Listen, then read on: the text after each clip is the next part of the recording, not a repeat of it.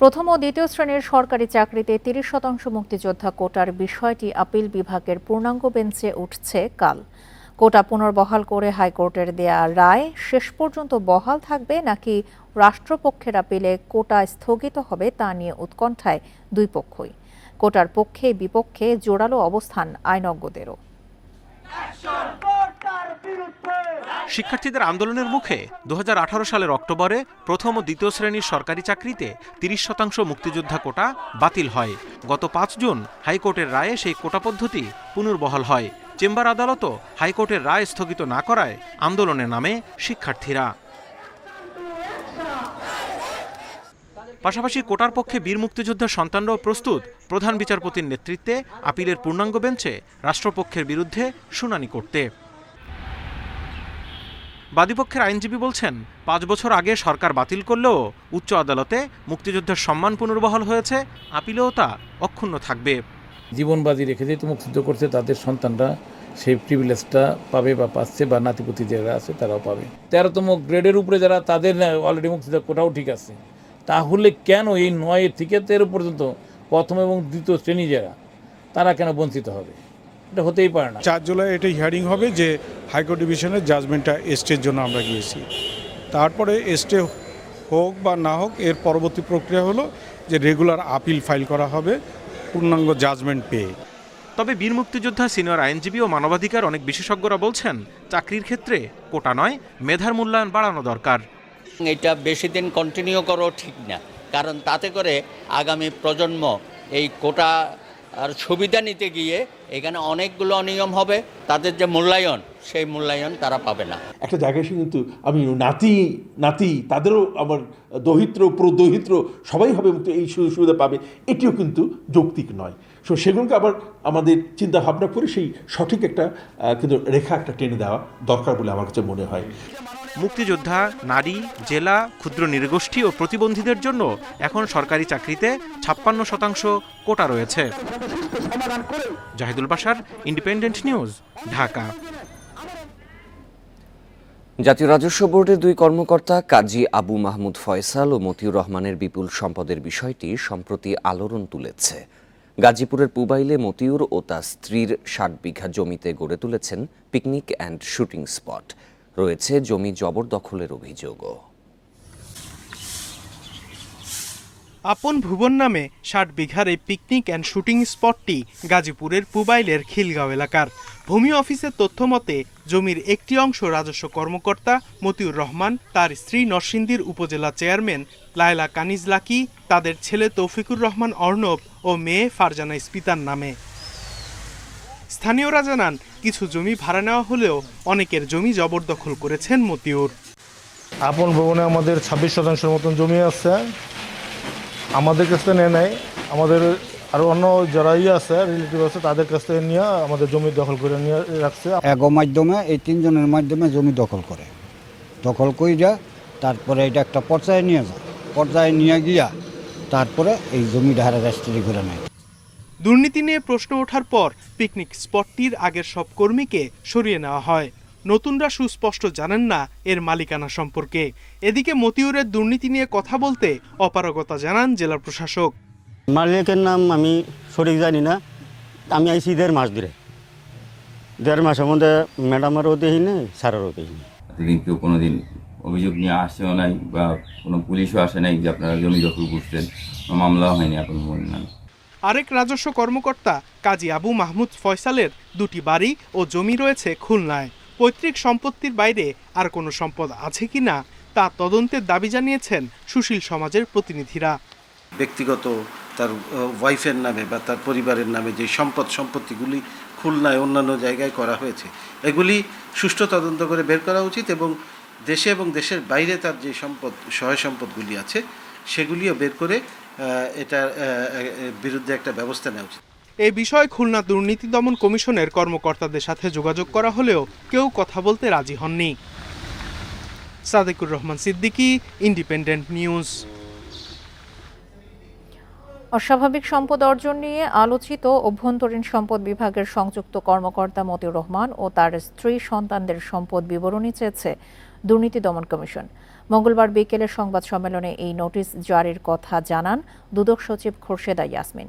তিনি জানান, মতিউরের প্রথম স্ত্রী নরসিংদীর রায়পুরা উপজেলা চেয়ারম্যান লায়লা কানিজ, প্রথম পক্ষের সন্তান আহমেদ তৌফিকুর রহমান ও ফারজানা রহমান ইপসিতা এবং দ্বিতীয় স্ত্রী শাম্মী আখতারের সম্পদের তথ্য চাওয়া হয়েছে।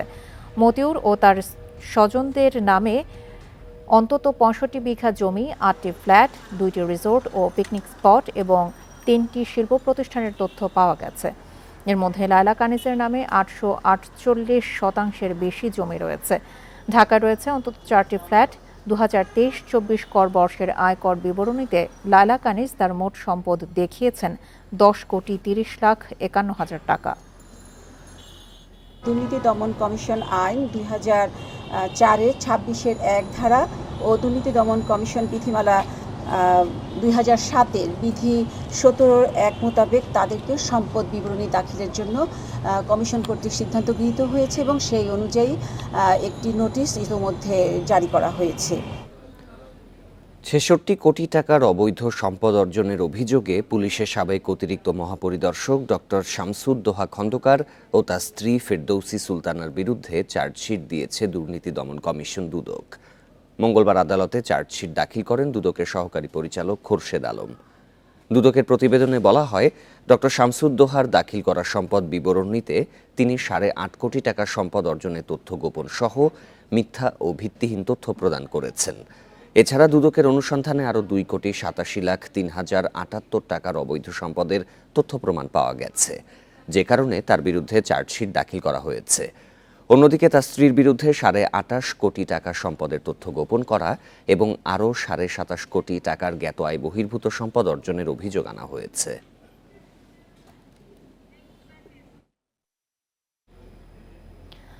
সাবেক আইজিপি বেনজিরের মতো কর্মকর্তারা দেশ থেকে পালিয়ে যায় অথচ প্রশাসনের কেউ কিছুই জানেন না, সরকারের এমন দাবি হাস্যকর বলে মন্তব্য করেছে মানবাধিকার সংস্থা এলকপ।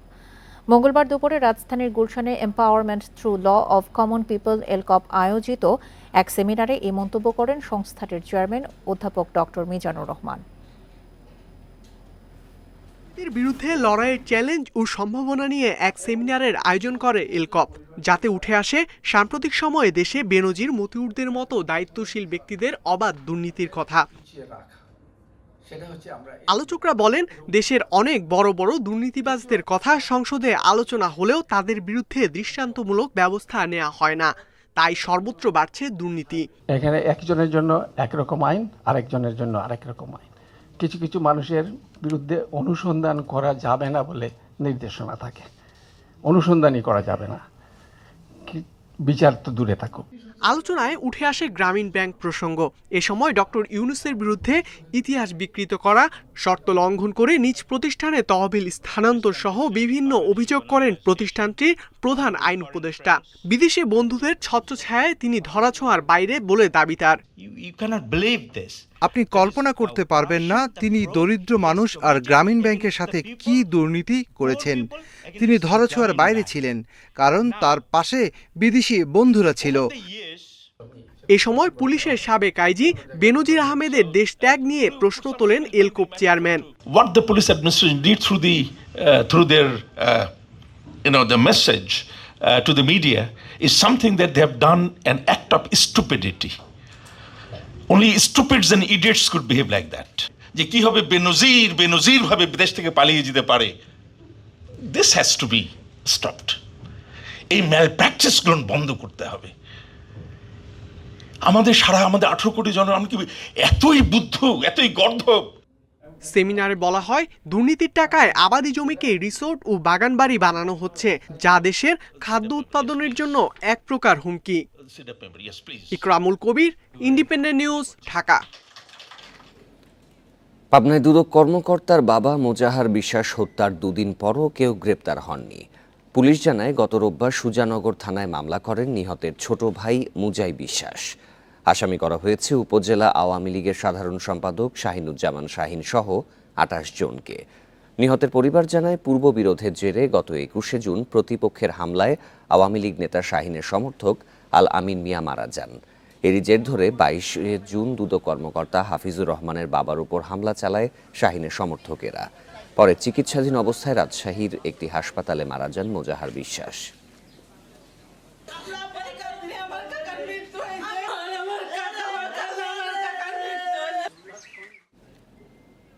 এ বিষয়ে আরও জানাতে এবার পাবনা থেকে যোগ দিচ্ছেন সহকর্মী খাইরুল ইসলাম। খাইরুল, 2 দিন হওয়ার পরও পুলিশ কেন কাউকে গ্রেপ্তার করতে পারছে না? অনুসন্ধানের বিষয়ে সর্বশেষ কি তথ্য জানিয়েছে তারা? আপনি জানেন যে পাবনার সুজানগর উপজেলার রানীনগর গ্রামে গত 21শে জুন দুটি পক্ষের মধ্যে পূর্ব বিরোধের জের ধরে একটি সংঘর্ষ ঘটনা ঘটে এবং ওই সংঘর্ষ চলাকালীন আলামিন মিয়া নামে একজন কিন্তু নিহত হয় এবং এই নিহত হওয়ার পরে কিন্তু উত্তপ্ত হয়ে ওঠে পুরো রানীনগর এলাকা এবং এর ঘটনার পরেই কিন্তু ঘটনার 2 দিন পরেই ওই এলাকায় রানীনগর এলাকায় মোজাহার আলী বিশ্বাস সহ আশপাশের প্রায় অর্ধশতাধিক বাড়িতে কিন্তু অগ্নিসংযোগ এবং ব্যাপক ভাঙচুর চালানো হয়। এর পরিপ্রেক্ষিতে দুদক কর্মকর্তা মোজাহার বিশ্বাস আশ্রয় নেয় পার্শ্ববর্তী একটি গ্রামে। সেখানে শাহিন সমর্থিত যিনি সাবেক উপজেলা চেয়ারম্যান এবং বর্তমান উপজেলা আওয়ামী লীগের সাধারণ সম্পাদক শাহিনুজ্জামান শাহিনের সমর্থকেরা মোজাহার বিশ্বাসকে ওই পার্শ্ববর্তী গ্রাম থেকে ধরে এনে রানীনগর গ্রামে তাকে হাতুড়িতে পিটিয়ে গুরুতর আহত করে এবং তাকে আশঙ্কাজনক অবস্থায় ঢাকার একটি হাসপাতালে ভর্তি করা হলে ঘটনার 6 দিন পর তিনি চিকিৎসাধীন অবস্থায় মারা যান এবং এই ঘটনার পরপরই কিন্তু এলাকায় অতিরিক্ত পুলিশ মোতায়েন করা হয় এবং ঘটনার পরে পাবনার সুজানগর উপজেলার আমিনপুর থানায় একটি হত্যা মামলা দায়ের করা হয়। সেই হত্যা মামলায় কিন্তু 28 জনকে আসামি করা হয়েছে এবং এই মামলার প্রধান আসামি ও সাবেক উপজেলা চেয়ারম্যান এবং বর্তমান আওয়ামী লীগের সাধারণ সম্পাদক শাহিনুজ্জামান শাহিনকে প্রধান আসামি করা হয়েছে এবং এখন পর্যন্ত আসলে পুলিশ কাউকে গ্রেপ্তার করতে পারেনি। পুলিশ বলছে যে তাদের অভিযান অব্যাহত রয়েছে এবং আবারও যেন এলাকায় সংঘর্ষ না ঘটে এবং কোনো লুটপাটের ঘটনা না ঘটে সেই কারণে রানীনগর সহ আশপাশে পুলিশ টহল যোদ্ধা রয়েছে এবং আসামিদের ধরতে তারা ব্যাপক অভিযান চালাচ্ছে। কিন্তু এখন পর্যন্ত ঘটনার 2 দিন নিহত হওয়ার এবং মামলার 2 দিন ঘটনার ঘটলেও পুলিশ এখন পর্যন্ত কাউকে গ্রেপ্তার করতে পারেনি। তবে দ্রুত সময়ের মধ্যে প্রধান আসামি সহ বাকি আসামিদের পুলিশ গ্রেপ্তার করতে পারবে। এই ছিল আমার কাছে সুজানগরের রানীনগরের সংঘর্ষের সর্বশেষ। পাবনা থেকে জানাচ্ছিলেন সহকর্মী খাইরুল ইসলাম। সর্বজনীন পেনশন স্কিম বাতিলের দাবিতে শিক্ষকদের কর্মবিরতিতে অচল সব সরকারি বিশ্ববিদ্যালয়। দাবি আদায় না হওয়া পর্যন্ত আন্দোলন চলবে বলছেন শিক্ষকরা। তবে শিক্ষকদের দাবি অযৌক্তিক বলছেন অর্থমন্ত্রী আবুল হাসান মাহমুদ আলী। সর্বজনীন পেনশন স্কিম বাতিলের দাবিতে টানা 2য় দিন কর্মবিরতি পালন করেন বিশ্ববিদ্যালয় শিক্ষকরা। মঙ্গলবার সকালে বুয়েট প্রশাসনিক ভবনের সামনে অবস্থান নেন শিক্ষকরা। বক্তারা বলেন, স্কিমের কারণে জুলাইয়ে যোগ দেয়া শিক্ষকরা অবসরের পর এককালীন টাকা ও অন্যান্য সুবিধা পাবেন না। ভবিষ্যৎ প্রজন্ম যারা এই শিক্ষকতা পেশায় আসবেন তারা কিন্তু তাদের সেই আর্থিক সুরক্ষা বলয়টা থাকবে না এবং আমরা যেটা শঙ্কা করছি যে ভবিষ্যতে মেধাবী শিক্ষার্থীরা শিক্ষকতা পেশায় আসবেন না। ঢাকা বিশ্ববিদ্যালয় কলাভবনের মূল ফটকে 1 ঘন্টা অবস্থান কর্মসূচি পালন করা হয়। আলোচনা ছাড়াই স্কিম চালু হয়েছে জানিয়ে দাবি আদায় না হওয়া পর্যন্ত কর্মবিরতি চালানোর ঘোষণা তাদের। শিক্ষকরা বৈষম্যের যে বৃত্তাবান আপনারা তৈরি করছেন, বাতায়ন তৈরি করছেন, সেই বৈষম্যের বাতায়ন থেকে আমার প্রজন্মকে আমরা মুক্ত করবার চেষ্টা করছি। জাহাঙ্গীরনগর, চট্টগ্রাম, রাজশাহী সহ সব পাবলিক বিশ্ববিদ্যালয়ের শিক্ষকরাই কর্মবিরতি পালন করেন। শিক্ষার্থীদের সেশন জটের শঙ্কা নেই জানিয়ে তারা বলছেন, দাবি আদায় হলে অতিরিক্ত ক্লাস নিয়ে ক্ষতি পুষিয়ে দেয়া হবে। হঠাৎ করে প্রত্যেক স্কিমের মধ্যে এনেই সরকারি কর্মকর্তাদের জন্য আগামী বছর করা হবে, এটাও তো খুব দুঃখজনক। আমরা মনে করি সার্বজনীন হলে সবার জন্য একই রকম সিস্টেম থাকা উচিত। এদিকে সর্বজনীন পেনশন স্কিম নিয়ে বিশ্ববিদ্যালয় শিক্ষকদের দাবি অযৌক্তিক বলে মন্তব্য করেছেন অর্থমন্ত্রী আবুল হাসান মাহমুদ আলী। মনে হয় না। নূরে আলম, ইন্ডিপেন্ডেন্ট নিউজ, ঢাকা। এ নিয়ে আরো জানাতে রাজশাহী ও খুলনা থেকে যোগ দিচ্ছেন আমাদের সহকর্মীরা। শুরুতেই যাচ্ছি রাজশাহীতে, সেখান থেকে যোগ দিচ্ছেন আমাদের সহকর্মী মোস্তাফিজুর রহমান। মোস্তাফিজ, রাজশাহীতে বিশ্ববিদ্যালয়ের শিক্ষকরা কি বলছেন? আজকে তৃতীয় দিনের মতো কর্মবিরতি চলছে।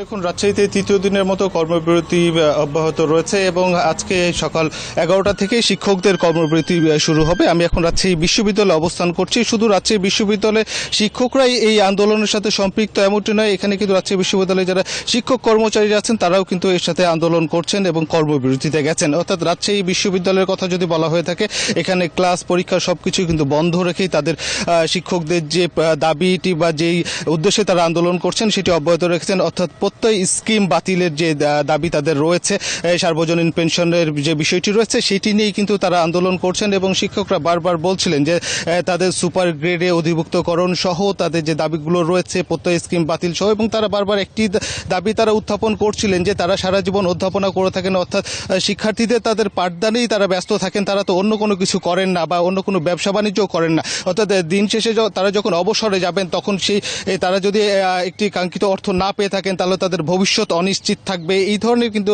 অনেকেই কিন্তু বলছিলেন। সেই সাথে একই ধরনের বক্তব্য কিন্তু যারা এখানে এই বিশ্ববিদ্যালয়ে যারা কর্মকর্তারা রয়েছেন তারাও কিন্তু বলছিলেন এবং সর্বোপরি তারা বলছিলেন যে বিষয়টি সরকারকে ভেবে দেখার জন্য তারা আহ্বান করছিলেন এবং তারা বলছিলেন যে এই স্কিমটা এটি তাদের জন্য একটি বৈষম্যমূলক, তাদের সাথে একটি বৈষম্যমূলক আচরণ করা হয়েছে, এটিও কিন্তু তারা বারবার উত্থাপন করছিলেন। সেই সাথে শিক্ষকরা যখন একদিকে আন্দোলনে ব্যস্ত রয়েছেন, অপরদিকে যেহেতু শিক্ষা কার্যক্রম বন্ধ রয়েছে, এখানে শিক্ষার্থী যারা রয়েছেন তারাও কিন্তু একটি মিশ্র প্রতিক্রিয়া ব্যক্ত করছিলেন। বিশেষ করে শিক্ষার্থীরা কিন্তু বারবার একটি প্রসঙ্গ বলছিলেন যে একদিকে গ্রীষ্মকালীন ছুটি গেছে, তারপরে ঈদের ছুটি গেছে, এখন যখন ক্যাম্পাস খুলছে ঠিক সেই সময় যখন শিক্ষকরা আবার তাদের কর্মবিরতিতে চলে যাচ্ছে, যার ফলে কিন্তু তারা একদিকে পড়াশোনার ক্ষেত্রে ক্ষতিগ্রস্ত হচ্ছে, সেই সাথে কিন্তু সেশন জোটের একটি কিন্তু শঙ্কা তাদের মধ্যে আবার দানা বাঁধছে এবং তারা বলছেন যে এর ফলে কিন্তু তারা পিছিয়ে যাবেন এবং তাদের যে সেমিস্টার সেগুলো কিন্তু পিছিয়ে যাবে। তারপরেও শিক্ষকরা কিন্তু আবার বলছেন যে তারা পুষিয়ে নেবেন, কিন্তু শিক্ষার্থীরা কিন্তু এখানে দ্বিমত পোষণ করছেন যে একসাথেই সবকিছু কিন্তু একটি শিক্ষার্থীদের সবকিছু চাপিয়ে দেওয়ার মতো একটি অবস্থা হচ্ছেন। শিক্ষার্থীরা বলছিলেন যে যেখানে তাদের সেমিস্টারটি শেষ হয়ে থাকে 6 মাসে, সেইখানে যখন 2 মাসে 3 মাসে একটি সেমিস্টার শেষ করা হবে, এই ক্ষেত্রে কিন্তু শিক্ষার্থীদের উপর একটি বাড়তি প্রেশার চলে আসে এবং তারা বলছেন এক্ষেত্রে শিক্ষার যে গুণগত মান সেটিও কিন্তু ক্ষুণ্ণ হওয়ার একটি শঙ্কা থাকে। কিন্তু এখন শিক্ষকরা বলছেন যে তাদের যে এখন যে অবস্থা, অর্থাৎ তারা যে বিষয়টি নিয়ে আন্দোলনে নেমেছেন এবং অনেক ক্ষেত্রেই শিক্ষকরা বলছেন যে তাদের এখন দেওয়ালে পিঠ থেকে গেছে, যার ফলে তাদের আর কোনো উপায়ন্ত নেই বলেই কিন্তু তারা এখন এই আন্দোলনে, অর্থাৎ শিক্ষার্থীরা তারাও বুঝছেন যে শিক্ষার্থীদের যেহেতু শিক্ষাদান থেকে তারা বিরত থাকছেন, শিক্ষার্থীরা কিছুটা হলেও ক্ষতিগ্রস্ত হচ্ছে, কিন্তু তারা বলছেন যে এক্ষেত্রে পরে তারা বাড়তি ক্লাস পরীক্ষা নিয়ে বাড়তি সময় অর্থাৎ বন্ধের দিনগুলোও তারা শিক্ষা কার্যক্রম অব্যাহত রেখে শিক্ষার্থীদের এই ক্ষতি পুষিয়ে নেওয়ার তাদের চেষ্টা করা হবে এবং তাদের এই দাবিগুলোকে শিক্ষক যারা রয়েছেন এবং এখানে বিশ্ববিদ্যালয়ের কর্মকর্তা আমাদের সঙ্গেই থাকুন মোস্তাফিজ। এই মুহূর্তে আমাদের সঙ্গে খুলনা থেকে যোগ দিয়েছেন আমাদের সহকর্মী AHM শামীমুজ্জামান। আজকে তৃতীয় দিনের কর্মবিরতির সবশেষ চিত্র আপনি কেমন দেখছেন, আর এই বিষয়ে কি শিক্ষকদের সঙ্গে আলোচনায় বসার কোনো উদ্যোগ নেওয়া হচ্ছে কিনা? আমরা এই মুহূর্তে অবস্থান করছি খুলনা বিশ্ববিদ্যালয়ে। এখানে ক্যাফেটেরিয়াতে সকাল থেকে শিক্ষকরা অবস্থান নিয়েছেন, যদিও আনুষ্ঠানিক ভাবেই অবস্থান নেওয়ার কথা দুপুর 12টা থেকে 1টা পর্যন্ত, কিন্তু সকাল থেকে কিন্তু শিক্ষকরা ক্যাফেটেরিয়াতে অবস্থান নিয়েছেন। আমরা আন্দোলন নিয়ে শিক্ষকদের সাথে কথা বলেছিলাম, তারা যেটা বলছেন যে আন্দোলনের বিষয় নিয়ে বা তাদের দাবি আদায়ের বিষয় নিয়ে কিন্তু দায়িত্বশীল পর্যায় থেকে এখনো পর্যন্ত তাদের সাথে কেউ বা কোনো পক্ষই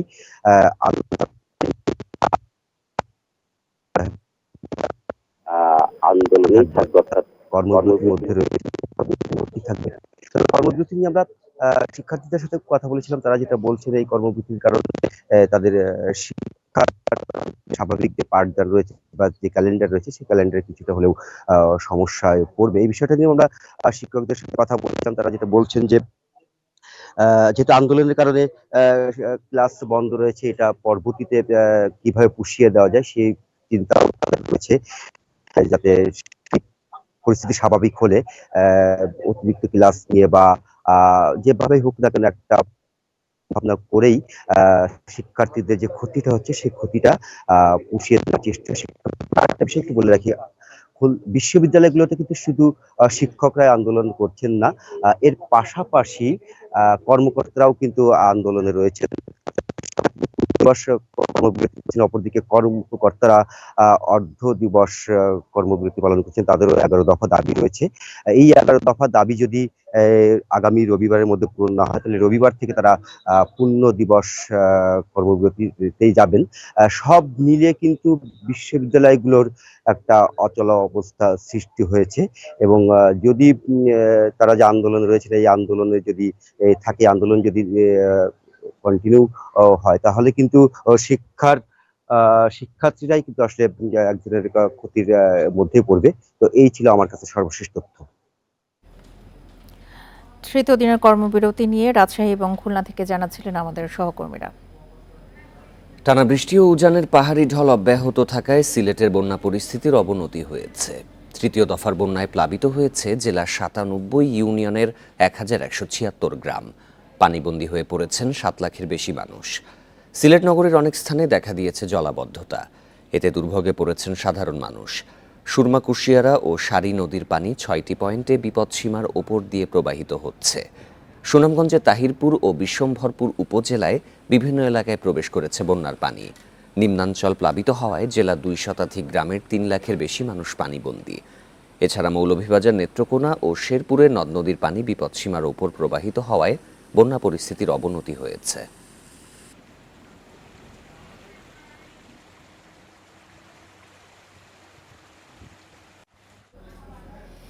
সম্প্রতি বন্যাপ্রবণ হয়ে উঠেছে সুনামগঞ্জ। এর কারণ হিসেবে পরিবেশবাদীরা বলছেন, হাওরের শত শত কিলোমিটার অপরিকল্পিত ফসল রক্ষা বাঁধের জন্য উজানের পানি ঠিকমতো নামতে পারছে না।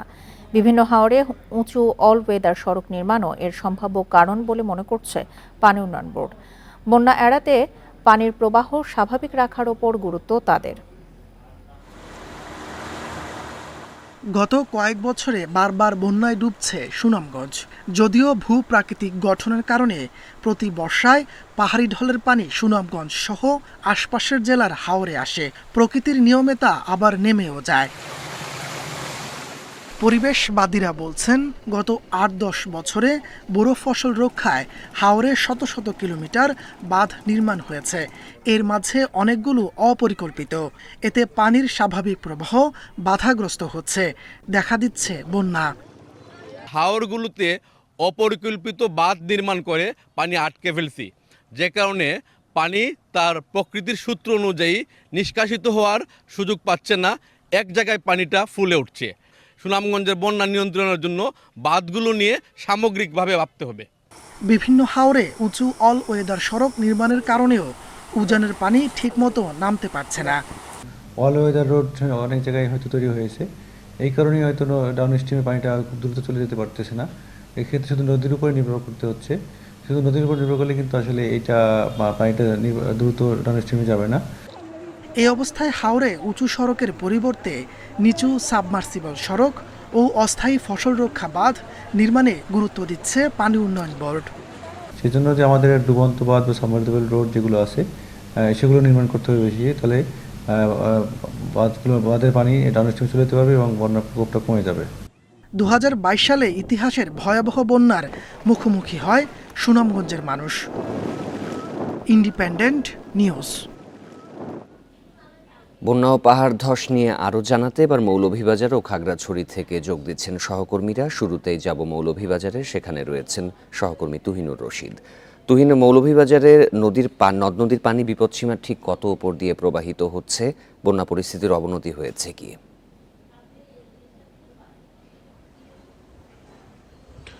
দেখুন, মৌলভীবাজারে এ মৌসুমের যে মনু নদী এবং কুশিয়ারা নদী সেগুলি কিন্তু বিপদসীমার সর্বোচ্চ উপর দিয়ে কিন্তু প্রবাহিত হচ্ছে। আজ সকাল 9টায় যদি আপনাকে জানিয়ে রাখি, মনু নদী যে চাঁদনীঘাট ব্রিজ সংলগ্ন যে সেখানে কিন্তু বিপদসীমার 48 সেন্টিমিটার উপর দিয়ে কিন্তু প্রবাহিত হচ্ছে। অপরদিকে কুশিয়ারা নদী যেটি সেটি কিন্তু শেরপুর পয়েন্টে বিপদসীমার 20 সেন্টিমিটার উপর দিয়ে প্রবাহিত হচ্ছে, যার ফলে আপনি বুঝতেই পারছেন যে এই অঞ্চলের মনু নদীর এবং কুশিয়ারা নদীর যে ফুসে ওঠা, সেই ফলে কিন্তু এই অঞ্চলের যে সব এলাকা গ্রাম সেসব কিন্তু ঝুঁকিপূর্ণ অবস্থায় আছে এবং ইতিমধ্যে কিন্তু মৌলভীবাজারের যে কুশিয়ারা নদীর তীরবর্তী যে সব এলাকা, বিশেষ করে মৌলভীবাজার সদর এবং রাজনগর উপজেলার বেশ কিছু এলাকা কিন্তু প্লাবিত হয়ে আছে এবং ইতিমধ্যে সব গ্রাম হাট বাজার সব কিছু কিন্তু পানির তলে তলিয়ে গেছে। অপরদিকে আপনাকে যদি জানিয়ে রাখি যে মৌলভীবাজারের যে 3টি উপজেলা বড়লেখা, জুড়ি এবং কুলাউড়া, এই 3টি উপজেলার বন্যা পরিস্থিতি কিন্তু অবনতি হয়েছে।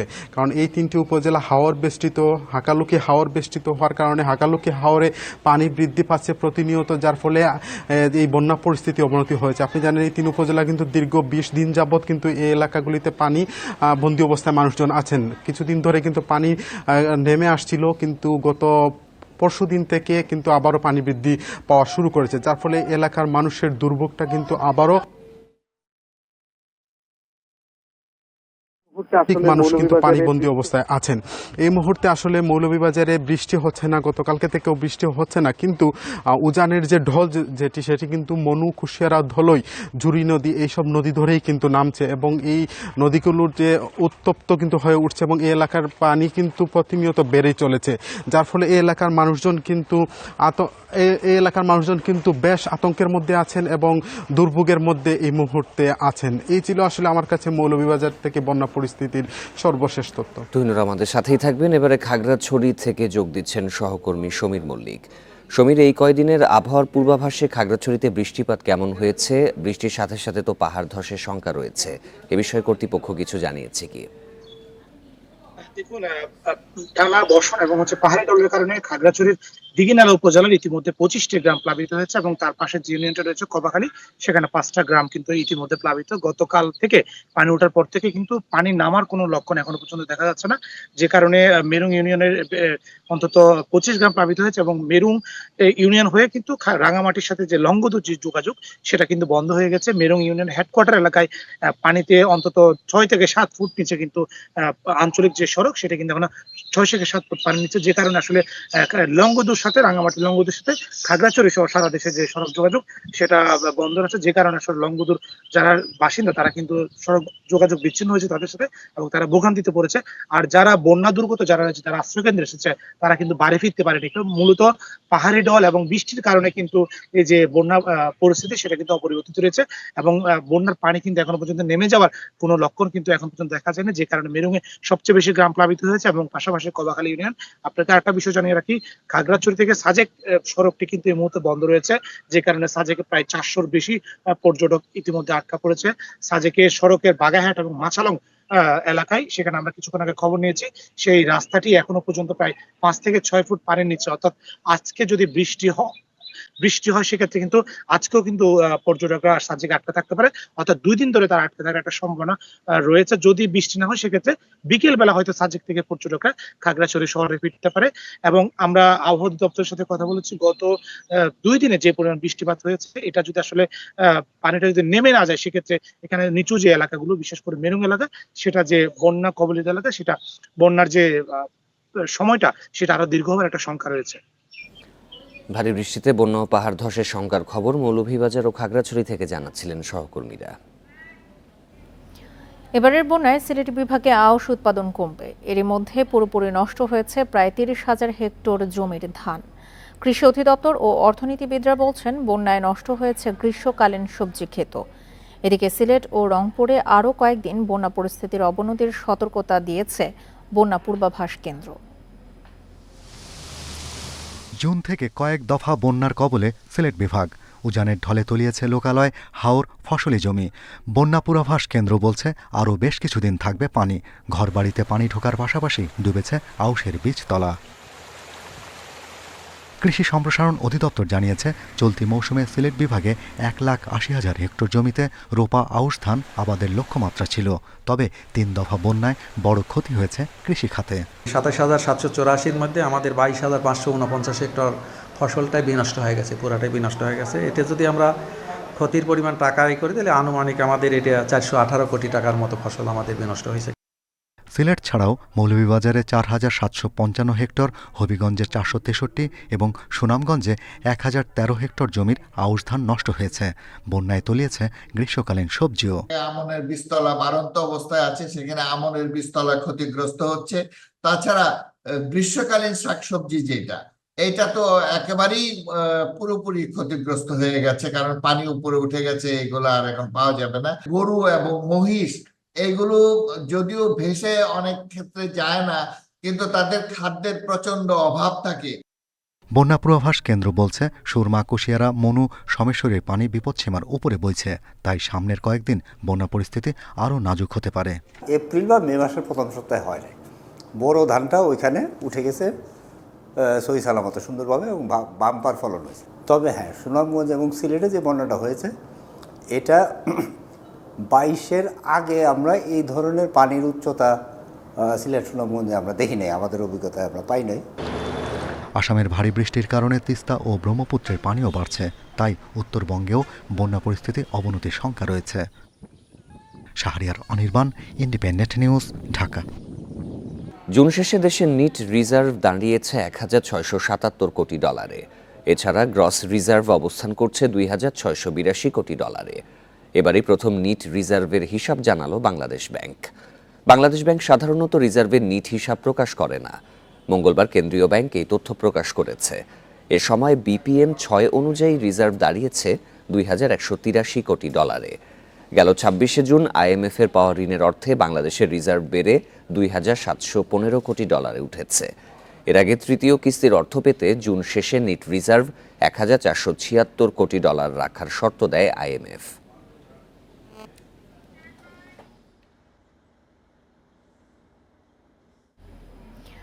অর্থনীতির নানা সংকটের মধ্যেও বছরের 6 মাসে বেশিরভাগ ব্যাংকের পরিচালন মুনাফা বেড়েছে। মূলত ঋণের সুদ হার বৃদ্ধির পাশাপাশি বিভিন্ন চার্জ, কমিশন ও ট্রেজারি আয়ের কারণে বেড়েছে পরিচালন মুনাফা। বেসরকারি খাতে ঋণ কম গেলেও অন্যান্য খাতে ব্যাংকগুলো ভালো ব্যবসা করেছে বলে মনে করছেন ব্যাংক সংশ্লিষ্টরা। বৈদেশিক মুদ্রার তীব্র সংকট, কম ঋণ আদায়, তারল্য সংকট, মাত্রা অতিরিক্ত খেলাপি ঋণ, মূলধন ও প্রভিশন ঘাটতি সহ নানা সমস্যায় জর্জরিত দেশের ব্যাংকগুলো। এরপরও গত 6 মাসে কোনো ব্যাংকের পরিচালন মুনাফা বেড়েছে 10 কোটি থেকে 550 কোটি টাকা পর্যন্ত, যদিও এটি ব্যাংকের প্রকৃত মুনাফা নয়। সোমবার বেশিরভাগ ব্যাংক বছরের প্রথম 6 মাসের লাভ ক্ষতির হিসাব চূড়ান্ত করেছে। জানুয়ারি-জুন সময়ে সোনালী ব্যাংকের পরিচালন মুনাফা 2,260 কোটি টাকা। গত বছরের একই সময়ে মুনাফা ছিল 1,680 কোটি টাকা, অর্থাৎ এক বছরে পরিচালন মুনাফা বেড়েছে 580 কোটি টাকা। রূপালী ব্যাংকের মুনাফা হয়েছে 450 কোটি টাকা। বেসরকারি ব্যাংকগুলোর মধ্যে সাউথ ইস্ট ব্যাংকের এক বছরে পরিচালন মুনাফা বেড়েছে 172 কোটি টাকা। ব্যাংক সংশ্লিষ্টরা বলছেন, সুদহার বাড়ায় ব্যাংকগুলোর আয় বেড়েছে। এছাড়া ট্রেজারি বন্ড থেকে এবার ভালো আয় হয়েছে। বিভিন্ন চার্জ, কমিশন থেকেও মুনাফা বেড়েছে। সব মিলিয়ে ব্যাংক খাত আগের চেয়ে ভালো ব্যবসা করেছে। গভর্নমেন্ট বরোইং বেশি হওয়ার কারণে বিল বন্ডের দাম অনেক বেড়েছে। সেটা ব্যাংকের আমানত, নন ব্যাংকের আমানত অথবা সঞ্চয়পত্রকে ছাড়িয়ে গেছে। তার মানে লোন কম গেছে এবং এই কোর ব্যাংকিং থেকে ইনকামের চেয়েও ট্রেজারি ফাংশন থেকে ইনকামটা বেশি হয়েছে। এদিকে বিপুল পরিমাণ ঋণ পুনর্তফসিল সত্ত্বেও চলতি বছরের মার্চ শেষে ব্যাংক খাতে খেলাপি ঋণ দাঁড়িয়েছে 1,82,000 কোটি টাকা। এসব ঋণের বিপরীতে প্রভিশন রেখে সরকারের কর পরিশোধের পর নিট মুনাফার হিসাব হবে। ইফাতারা, ইন্ডিপেন্ডেন্ট নিউজ। কাস্টমসের আমদানি রপ্তানি নিয়ন্ত্রণ ব্যবস্থা এসআই-কুডা ওয়ার্ল্ড নিরীক্ষা করতে যাচ্ছে জাতীয় রাজস্ব বোর্ড এনবিআর। এসআই-কুডায় বারবার জালিয়াতি হওয়ার প্রেক্ষিতে নিরীক্ষার চিন্তা করছেন এনবিআর চেয়ারম্যান। মঙ্গলবার বিষয়টি নিয়ে তিনি সংশ্লিষ্ট কাস্টমস কর্মকর্তাদের সাথে পরামর্শ করেন। কর্মকর্তারা জানান, জাতিসংঘের সংস্থা আংটাডের মাধ্যমে অথবা অন্য কোনো সংস্থার মাধ্যমে নিরীক্ষা করা যায় কিনা তা যাচাই বাছাই করা হবে। তারপরেই চূড়ান্ত সিদ্ধান্ত নেওয়া হবে। এসআই-কুডায় জালিয়াতি করে বারবার চট্টগ্রাম বন্দর থেকে পণ্য খালাস করে নিয়ে যাচ্ছে সংঘবদ্ধ অপরাধী চক্র। গত সপ্তাহেও এমন একটি জালিয়াতির ঘটনা ধরা পড়ে। চট্টগ্রাম কাস্টমস হাউসের একজন উপকমিশনারের আইডি পাসওয়ার্ড দিয়ে সিগারেটের চালান খালাসের চেষ্টা করা হয়, কিন্তু শেষ পর্যন্ত তা ধরা পড়ে, জানিয়ে সংবাদ প্রচার করে ইন্ডিপেন্ডেন্ট টেলিভিশন।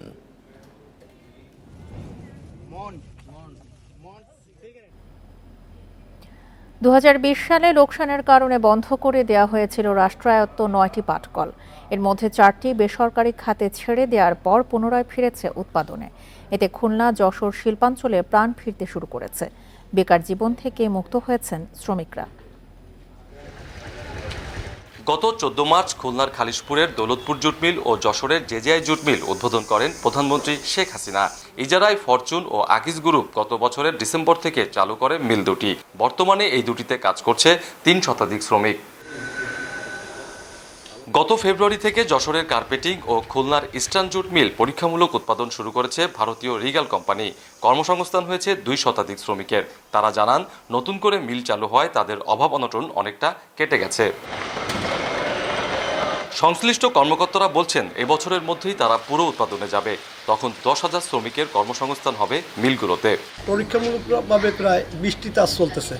এর পাশাপাশি এর আনুষঙ্গিক এদের যোগান দেওয়ার মতন যে তাতে আমাদের এখানে এখন 200 শ্রমিকের মতো 200 শ্রমিক কাজ করতেছেন। কার্পেটিং জুট মিল আমরা অলরেডি স্টার্ট করে দিয়েছি। 50% প্রোডাকশন মেশিনও চালু হয়ে গেছে, প্রোডাকশনও চালু হয়ে গেছে।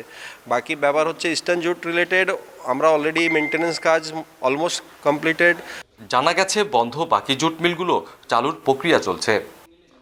প্রক্রিয়ার মধ্যে আছে, দুটি হয়তো চালু হবে, 8টা চালু হয়ে যাবে, আর একটা একটু সমস্যা আছে আইনগত কারণে একটু লেট হবে, এবং সবগুলো চালু হলে কর্মসংস্থান ভালোভাবে দিতে হবে। সংশ্লিষ্টরা জানান, সব জুট মিল চালু হলে প্রায় 30,000 শ্রমিকের কর্মসংস্থান করা যাবে। লাভবান হবে দেশের অর্থনীতি। অভিজিৎ পাল, ইন্ডিপেন্ডেন্ট নিউজ, খুলনা। বরিশালের নথুল্লাবাদ বাস টার্মিনালে 2 শ্রমিক ইউনিয়নের দ্বন্দ্বে প্রায় সংঘর্ষের ঘটনা ঘটছে। পুলিশ বলছে, রাজনৈতিক ছত্রছায়ায় বেপরোয়া হয়ে উঠেছে শ্রমিক ইউনিয়নগুলো। বাস মালিকদের দাবি, চাঁদাবাজি বন্ধ না হলে আধিপত্য বিস্তার নিয়ে সংঘর্ষ চলতেই থাকবে। বরিশালের নথুল্লাবাদ বাস টার্মিনালে সক্রিয় শ্রমিকদের 2টি সংগঠন, তবে তাদের মধ্যে নেই সহাবস্থানের মনোভাব। মাঝে মধ্যেই সংঘর্ষে জড়াচ্ছে 2 পক্ষ। এই টার্মিনাল থেকে প্রতিদিন যাতায়াত করে কমপক্ষে 1,500 বাস, আছে 125টি কাউন্টার। বাস মালিকরা জানিয়েছেন, টার্মিনাল ঘিরে চাঁদাবাজি নিয়েই শ্রমিকদের 2 পক্ষের বিরোধ। অভিযোগ আছে, কাউন্টার প্রতি দিনে 400 টাকা করে চাঁদা আদায় হচ্ছে। এক নেতার সম্মানী হিসেবে নেওয়া হয় 100 টাকা। গাড়ি প্রতি চেকিংয়ের নামে আদায় হচ্ছে 200 টাকা। এছাড়া ইউনিয়ন ও সমিতির নামে নেওয়া হয় আরও 200 টাকা। নতুন যেসব গাড়ি এসেছে তাদের কাছ থেকে ব্যানার ফির নামে নেওয়া হয়েছে 2 থেকে 5 লাখ টাকা। তাদের মূল টার্গেট হচ্ছে অবাঞ্ছিত বা অবৈধ চাঁদাবাজি।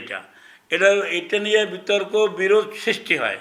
এই নেতৃত্বে যারা বসে, এই চেয়ারে বসার যোগ্যতা মালিক শ্রমিক সমিতি হোক বা শ্রমিক ইউনিয়ন হোক, এ কারণই আসলে। শ্রমিকদের সংগঠনে রাজনৈতিক প্রভাব থাকায় নির্বাচন ছাড়াই নেতৃত্ব বদলের প্রবণতা দেখা যায়। 10 বছর পর এবছর 1 মে দায়িত্ব নেয় নতুন কমিটি। এতে উস্কে গেছে আধিপত্য বিস্তারের লড়াই। চাঁদাবাজি বন্ধ করছি, অবৈধভাবে পার্কিং, রাস্তার উপরে পার্কিং করে টোটাল একটা জ্যাম বাজায় রাখতো, সেটা আমি বন্ধ করছি। তারপর ওরা এই শ্রমিকরে মারতো, এই শ্রমিকের কাছ থেকে টাকা নিত। শ্রমিকদের সংঘাত নিয়ে চিন্তায় আইন শৃঙ্খলা বাহিনীও। বিষয়টিকে রাজনৈতিক সমস্যা হিসেবে দেখছেন তারা। বিষয়টা আসলে পুলিশি প্রবলেম না, এই প্রবলেমটা হচ্ছে পলিটিক্যাল প্রবলেম। এখন তারা যতক্ষণ এই প্রবলেমটা যত তাড়াতাড়ি তারা সমাধান করতে পারবে আলোচনার মাধ্যমে, এই প্রবলেমটা তত তাড়াতাড়ি শেষ হবে। শ্রমিক সংগঠনের মধ্যে সংঘাতের কারণে যখন তখন বন্ধ হয়ে যাচ্ছে বাস চলাচল, আর জিম্মি দশায় পড়তে হচ্ছে যাত্রীদের। Independent news. হুমকিতে দক্ষিণ এশিয়ার একমাত্র প্রাকৃতিক মৎস্য প্রজনন ক্ষেত্র হালদা।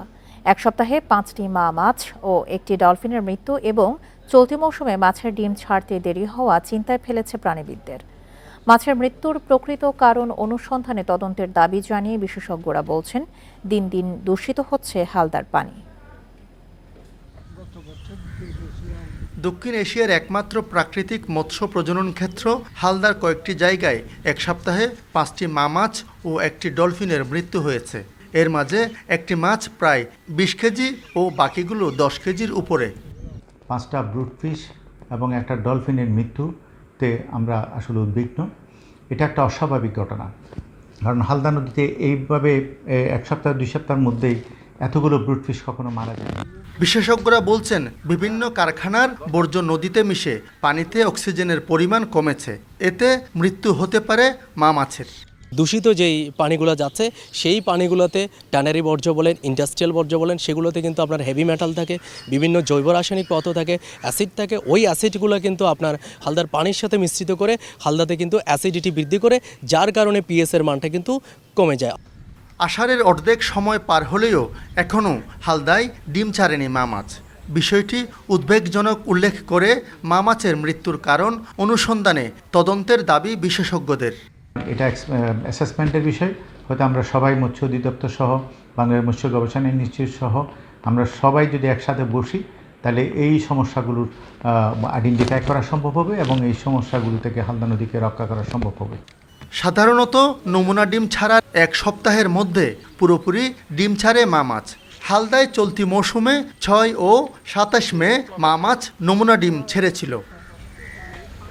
আলমগীর সবুজ, ইন্ডিপেন্ডেন্ট নিউজ, চট্টগ্রাম। আর ছিল এখনকার মতো বিরতিহীন ইন্ডিপেন্ডেন্ট সংবাদে। আরও বিস্তারিত জানতে চোখ রাখুন ফেসবুক, ইউটিউব এবং এক্সে। ধন্যবাদ সবাইকে।